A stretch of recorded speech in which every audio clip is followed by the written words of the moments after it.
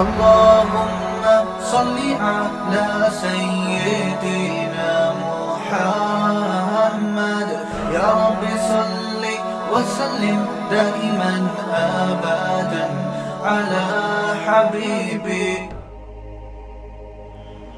اب اس میں مسئلہ ہمارے ساتھ یہ ہے، ہر محاذ پہ ناکام، ہر محاذ پہ. آپ کو یاد ہے علماء کا قتل ہونا شروع ہوا پاکستان میں،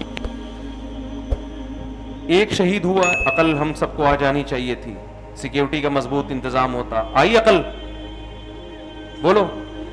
دوسرے روزانہ ہم خبریں سن رہے تھے، آج فلاں کی شہادت، کل فلاں فلاں فلاں فلاں، اور بیانات کیا آ رہے ہیں؟ اہل حق ہونے کی علامت ہے، ایک مکتبہ فکر ہے جس کے علماء لائن سے شہید ہو رہے ہیں.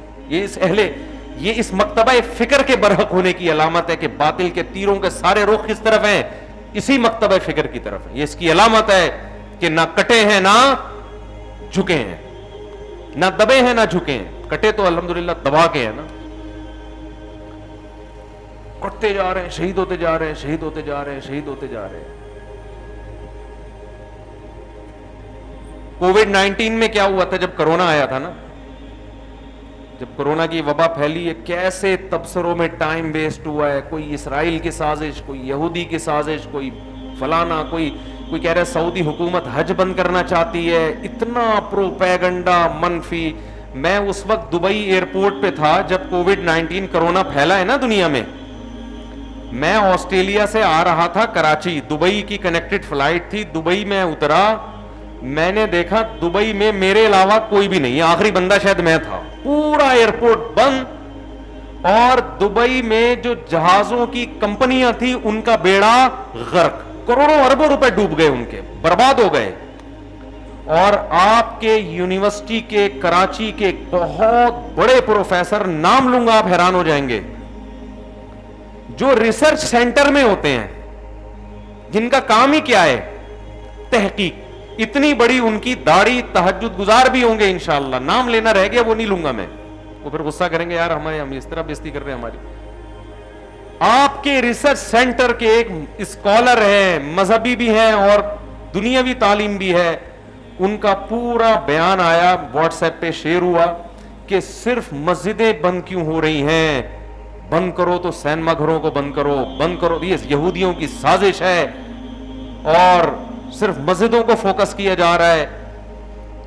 تو میں نے کہا یہاں تو پورا دبئی کا ایئرپورٹ بند ہے اور مسجدیں کیا ہیں؟ فی الحال کھلی ہوئی ہیں.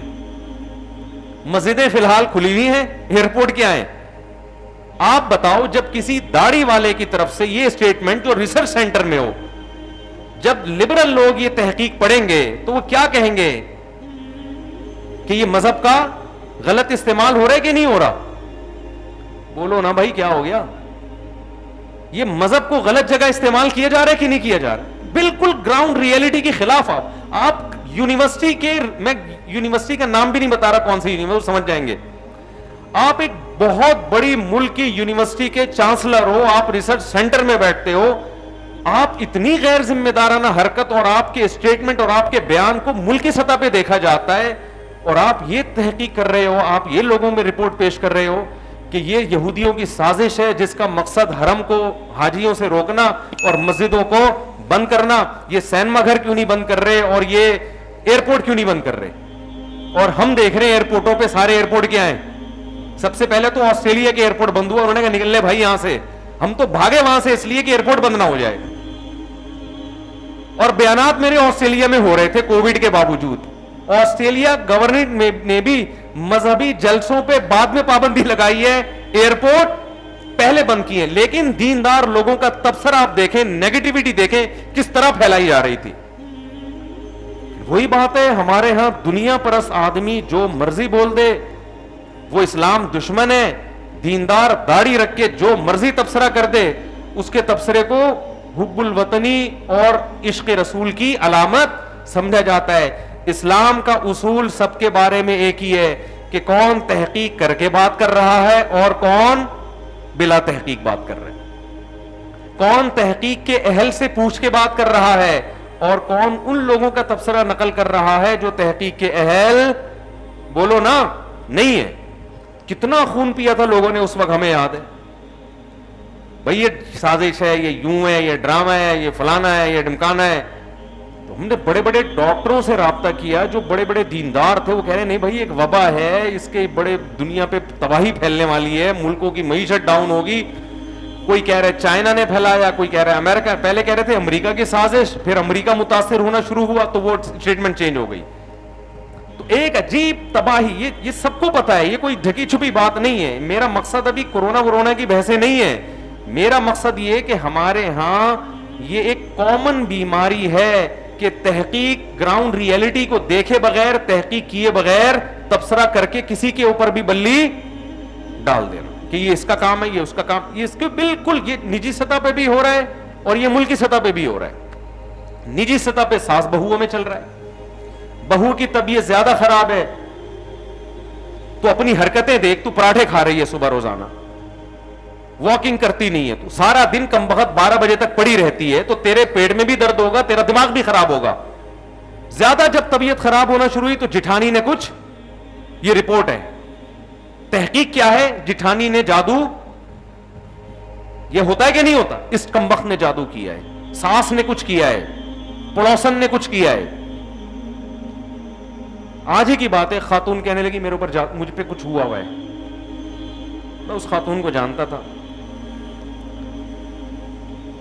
تو ہمارے کوئی ریلیٹیو میں تھی. میں نے کہا کہ آپ کا جو لائف اسٹائل ہے نا, اس کے لیے کسی کو کچھ کرنے کی بالکل بھی ضرورت بولو نہیں. یہ تو اب تک کچھ ہوا نہیں, لگتا ہے کسی نے کچھ بندش لگائی ہوئی ہے, جنات کو روکا ہوا ہے, کوئی حصار وسار کیا ہوا ہے جو اب تک کچھ ہو نہیں رہا, ورنہ اس لائف اسٹائل میں اب تک بہت کچھ ہو جانا چاہیے.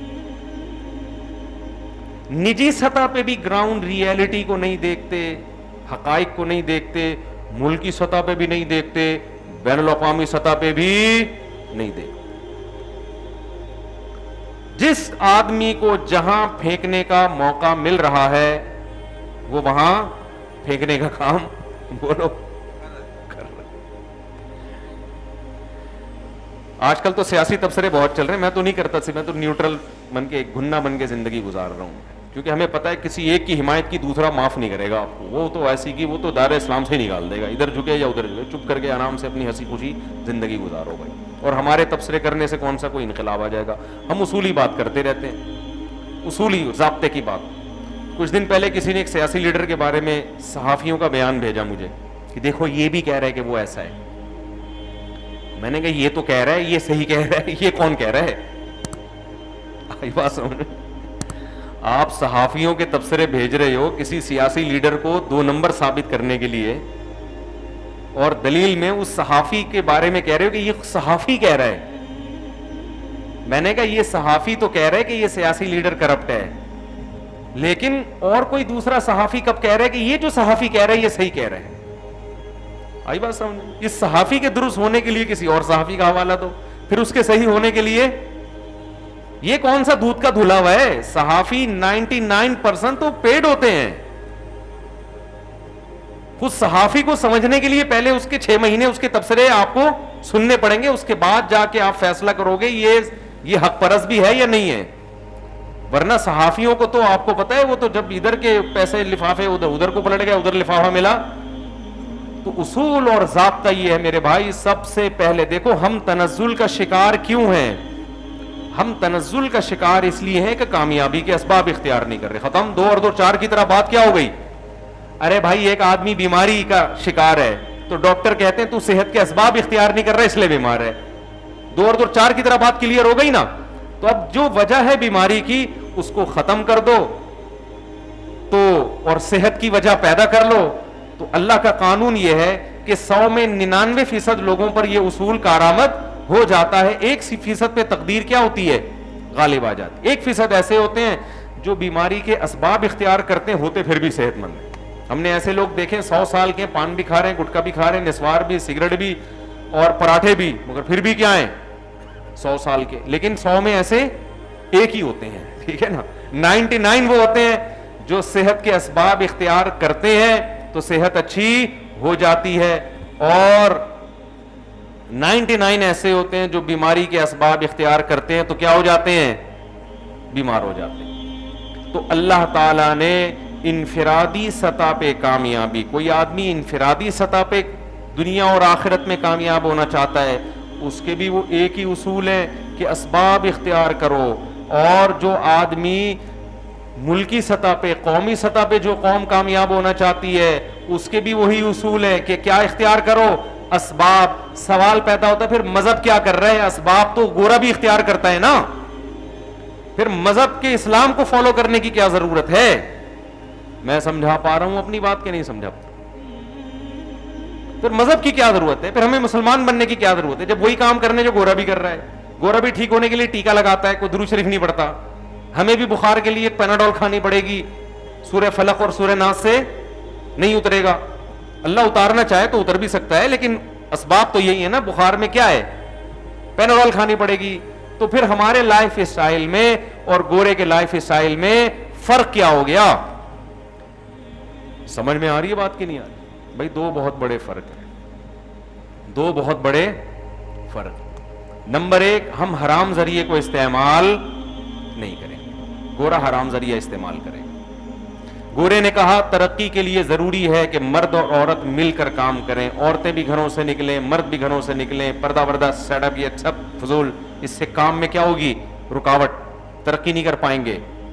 اسلام ایسی ترقی پہ لعنت بھیجتا ہے جس سے آپ کا خاندانی نظام کیا ہو جائے؟ تباہ و برباد ہو جائے. گورا کہتا ہے نماز کی چھٹی دینے کی ضرورت نہیں ہے، نماز وماز کچھ نہیں، ترقی بس ترقی کرتے رہو. اسلام کیا کہتا ہے؟ عبادت کے وقت پہ کیا ہوگی؟ بولو نا، عبادت. رمضان آ گیا، مسلمان سائنٹسٹ تحقیق میں لگے ہوئے ہیں، روزہ رکھ کے ان سے تحقیق نہیں ہو پا رہی صحیح طریقے سے. مسلمانوں کی ترقی رمضان کی وجہ سے 1 مہینہ ڈیلے ہو رہی ہے. ٹھیک ہے نا؟ نہیں آ رہی سمجھ میں تو بند کر دیتا ہوں بھائی میں. مسلمانوں کی ترقی، پولیس کو کون سمجھائے گا؟ پولیس تو ان کو سمجھائے گی، لیکن پولیس کو کون سمجھائے گا؟ مسلمانوں کی ترقی رمضان کے روزوں کی وجہ سے 1 مہینہ کیا ہو رہی ہے؟ ڈیلے. 1 مہینہ بعد چاند پہ جائیں گے. کوئی صحیح مفتی کبھی بھی فتویٰ نہیں دے گا کہ آپ روزہ توڑوا کے ان کو چاند پہ بھیج دیں. صحیح ہے؟ رمضان کا روزہ بولو رکھنا پڑے گا.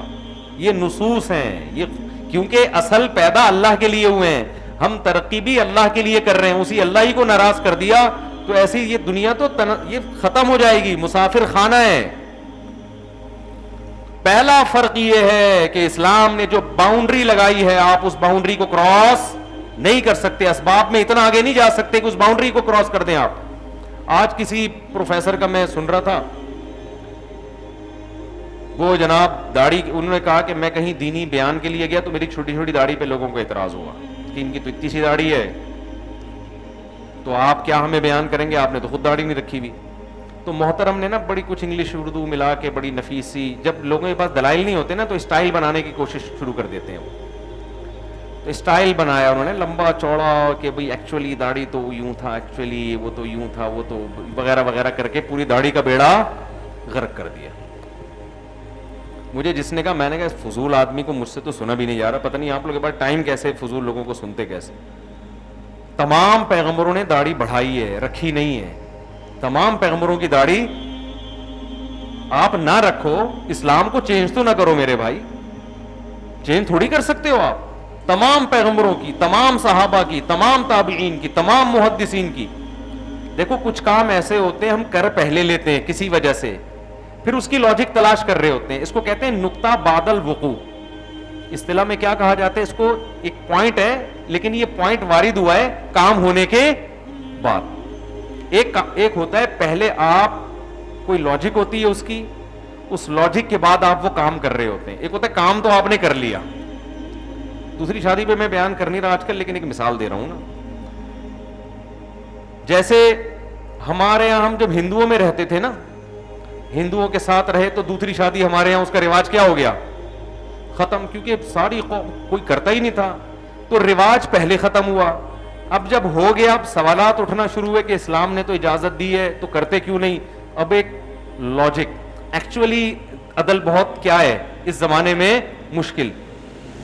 حقوق ادا کرنا ایکچولی وغیرہ، یہ ایکچولی جتنے لگ رہے ہیں نا، تو ایکچولی یہ اس وجہ سے نہیں ہوا کسی اور وجہ سے ہے.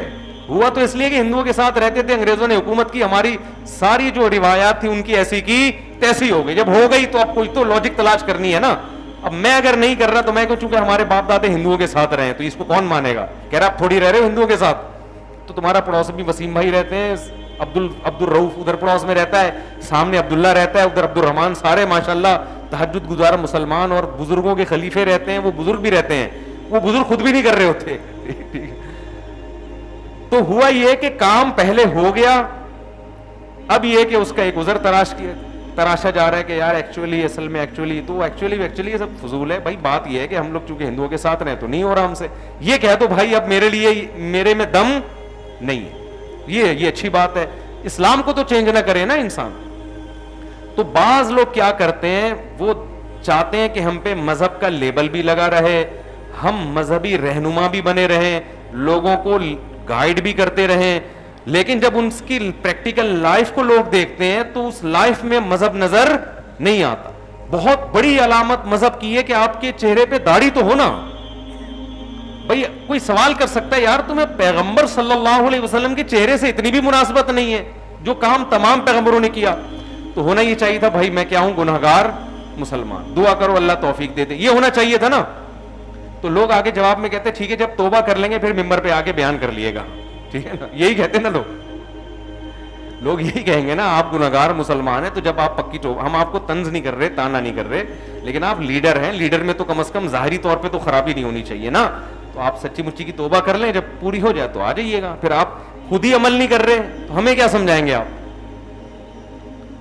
تو اب کیا کرتے ہیں, انہوں نے پورے دین کا حلیہ بگاڑنا شروع. ایکچولی اس دور میں تو وہ کلچر تھا, ایکچولی داڑھی میں اسلام تھوڑی رکھا ہوا ہے بھائی, داڑھی میں اسلام نہیں ہے, اسلام میں تو داڑھی ہے نا. ہم کب کہہ رہے ہیں پورا اسلام داڑھی میں, تو آپ اپنے آپ کو مان تو لو کہ یار میں غلطی کر رہا ہوں. ایسے ہی آج کل کے جدید لوگوں نے پورے دین کا حلیہ آہستہ آہستہ بگاڑنا شروع. کل امریکہ سے فون آیا کسی کا میرے پاس کہ جی مورگیج پہ ہم مکان لینا چاہتے ہیں, لیتے ہیں نا لوگ بینکوں سے سودی قرضہ لے کے مکان لیتے ہیں. انہوں نے کہا امریکہ کے مفتی اعظم نے فتویٰ دیا ہے کہ ایک گھر لینا چونکہ آپ کی شرعی ضرورت ہے اس لیے سودی قرضہ لے کے ایک گھر لے سکتے ہیں, خرید و فروخت کے لیے آپ گھر بولو نا نہیں لے سکتے. میں نے کہا وہ مفتی اعظم مجھے نہیں پتا کون ہے بھائی. ایک تو آج کل مفتی اعظم بھی جو اٹھے اپنے نام کے ساتھ لگا کے یوٹیوب پہ وائرل کر دے, کوئی گورنمنٹ کی طرف سے پابندی بولو. سعودیہ میں آپ اپنے آپ کو مفتی اعظم تو دور کی بات مفتی کہہ کے دکھاؤ, سب سے پہلے آپ کو جیل ہوگی کہ تجھے بنایا کس نے مفتی. دبئی میں آپ اپنے آپ کو مفتی اعظم دور کی بات مفتی کہہ کے دکھا دو آپ. میں جب عمان گیا ہوں نا, مسقط, عرب کنٹریز میں اس کا بڑا خیال ہے, تبھی وہاں کوئی بہت بڑے پیمانے پر گمراہ اسکالرز نہیں ہیں, چھوٹی موٹی ہلکی پھلکی خطائیں ہوتی ہیں, بہت ہی بڑی فلمیں وہاں پیدا نہیں ہوتی مذہب کے نام پہ. میں جب مسقط گیا نا تو وہاں میرے بیانات تھے, تو وہاں کی گورنمنٹ سے پرمیشن لی کہ مفتی طارق مسعود صاحب آ رہے ہیں پاکستان سے, وہ بیان کرنا چاہتے ہیں. مسقط کی گورنمنٹ نے کہا بھائی یہ مذہبی اسکالر ہے, اس کی کیا دلیل ہے. وہ سارے سرٹیفکیٹ جتنے بھی ہیں نا یہاں لگا, مجھے ان کا یہ عمل اچھا لگا کہ بھائی گورنمنٹ پہلے تحقیق تو کرتی ہے کہ اس نے مذہب پڑھا بھی ہے کہ نہیں پڑھا ہے. لیکن پاکستان میں اس طرح کی کوئی پابندی بولو نہیں. روحانیت کے نام پہ الو بناؤ, یہ تعویذ یہ والا یوں اتنی دفعہ وظیفہ پڑھو تو اس سے یہ ہو جائے گا. کس نے کہا یہ ہو جائے گا بھائی؟ کہہ رہے میں نے کہا یہ ہو جائے گا. کیوں کہا آپ نے حضرت یہ ہو جائے گا؟ آپ کو کہاں سے پتا چلا؟ علم ہے, علم کیا ہوا ہے آپ نے. کون سا علم کیا ہوا ہے جس سے یہ پتا چلتا ہے کہ یہ والا وظیفہ پڑھنے سے یہ ہوتا ہے؟ یہ علم کہاں کرایا جاتا ہے؟ کوئی سلیبس ہے, کوئی نصاب ہے؟ یہ علم کی باتیں یہ تمہیں سمجھ میں نہیں آئیں گی حضرت. یہ گمراہی کی باتیں اس لیے مجھے کیا کسی کی بھی سمجھ میں نہیں آئیں گی. یہ آپ اور آپ کے اندھے مقلد ہی کی سمجھ میں آئیں گی, کسی بھی کھوپڑی رکھنے والے آدمی کی سمجھ میں یہ باتیں نہیں آئیں گی. اللہ کا بڑا فضل ہوا, پرسوں چغتائی صاحب کو کسی نے 30,000 بھیجنے تھے, غلطی سے میرے اکاؤنٹ میں بھیج دیے اس نے. کون چغتائی یہ میں نہیں بتا رہا آپ. اس کا فون آیا, حضرت میں نے آپ کے اکاؤنٹ میں غلطی سے 30,000 ڈال دیے, پہلے 20 تھے اب پتا چلا 30 ہے. تو میں سمجھا آپ وہ ہیں تعویذ, وہ سمجھا کہ میں نے تعویذ دیا اس کو. تو مجھے پتا چلا کہ یہ تعویذ والے ماشاءاللہ کیسے نوٹ چھاپ رہے ہیں. خیر ہم نے تو اس کو 30,000 واپس کر دیے. کیا لکھ کے دیا ہوگا بھائی؟ یہ ہے گراؤنڈ ریئلٹی کو دیکھ کے مسلمان کیا کر رہا ہے. بولو نا, یہ ترقی کرے گا؟ او بھائی یہ 2-4 چیتڑے جو رہ گئے ہیں یہ بھی مارکیٹ سے, وہ تو میں نے بچا لیا اس کو, بھاگ گیا چور, ورنہ وہ چڈی بنیان بھی باقی نہیں بچنی. تو مسلمانوں اپنے چڈی بنیان کو بچا لو, یہ بھی بڑی بات ہے. جب تک آپ کے درمیان روحانی عاملین موجود ہیں, جب تک آپ کو گراؤنڈ ریئلٹی سے ہٹانے والے لوگ موجود ہیں, جب تک مذہب کی غلط تشریح کرنے والے لوگ موجود ہیں, مذہب کا غلط استعمال, تو اس وقت تک میرے بھائی ہم ترقی نہیں کر سکتے, ہم اس تنزل سے نہیں نکل سکتے. مفتی طارق مسعود صاحب کے بیانات سننے کے لیے youtube.com/مفتی طارق مسعود کو سبسکرائب کریں, اور اگر آپ لائیو ویڈیو کو کبھی بھی مس نہیں کرنا چاہتے ہیں تو سبسکرائب کرنے کے بعد بیل آئیکن پہ کلک کرنا مت بھولیں. جزاک اللہ.